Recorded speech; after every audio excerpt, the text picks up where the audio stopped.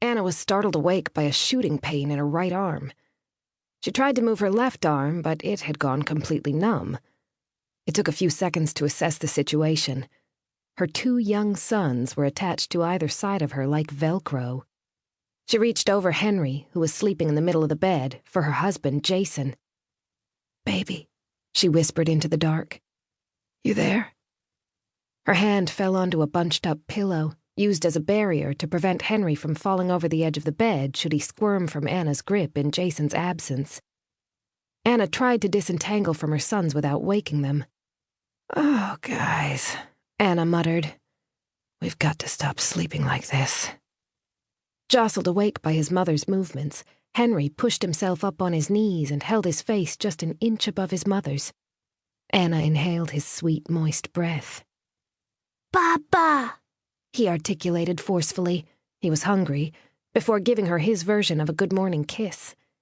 He bumped his forehead against hers and smiled a wet baby smile, drooling onto his mother's cheek. He then pointed to his big brother, Oscar, still asleep on the other side of his mother with one small arm flung across her body. "Uh-oh." "Shh, don't wake Oscar," Anna said without effect. "Let your brother sleep." As if a 1-year-old would listen to reason, Henry proceeded to hit Oscar in the head with his warm palm, getting the desired response. "Henry, I'm sleeping, don't do that," Oscar scolded. Then, "Mama, are you here?"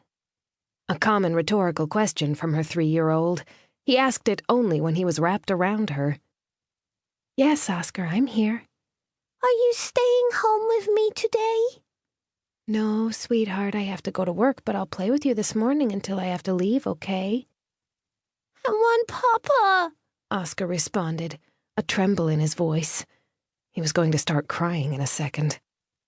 Henry, growing impatient with the conversation, tried to throw himself off the bed.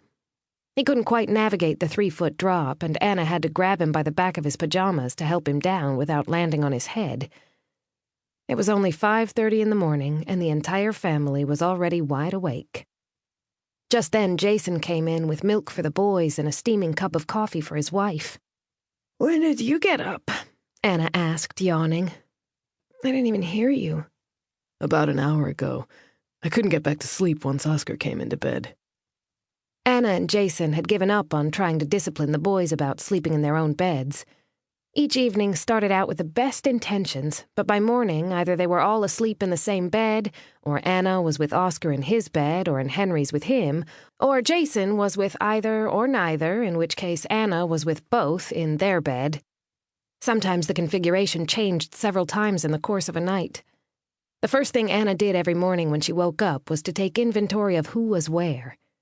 This morning, they all stayed cuddled on the bed together and read books until Anna had to get up to take a shower.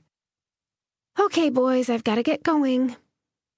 She kissed Henry's belly and Oscar's head and gave Jason a lingering one on the lips before crawling out from the messy bed and heading for the bathroom. It was one of the most difficult parts of her day, the moment when she had to physically pull away from her sons and husband. Anna hurried through her shower to give herself a few more minutes with the boys. She was dressed in what Oscar called her work clothes.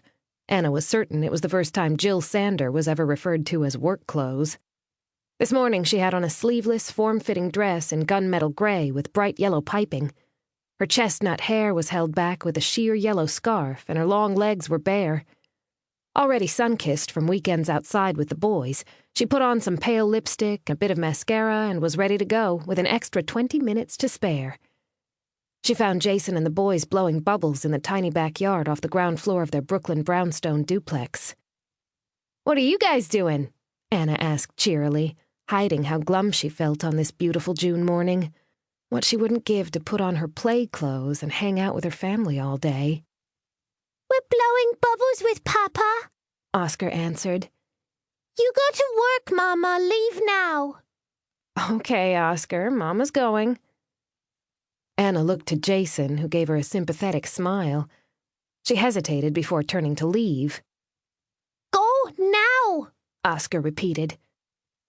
Henry was climbing onto his father's back and singing in an angelic high voice a monosyllabic version of Twinkle, Twinkle, Little Star.